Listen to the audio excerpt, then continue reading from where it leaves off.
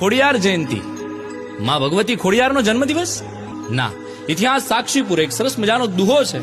આવડ કેરા વેણથી ખોડી થઈ ખોડિયાર, મહિમા મોટો જાણજો જગના હવ નરનાર.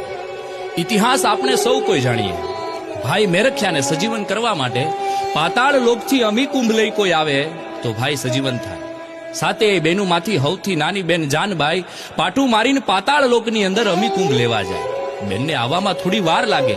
મોટી બેન આવડ વચન સિદ્ધ દેવ વિચારે ઈ તો થાય, આ જગતના ચોકમાં એનો વેણ પૂરો થાય, શબ્દ પૂરો થાય, ત્યાં ઘટના બની જાય એવી દેવ આવડના વિચારથી એક વાણી નીકળી ગઈ કે જાનબાઈને આવવામાં વાર લાગી, પગે ખોટ તો નહીં આવી હોય ને.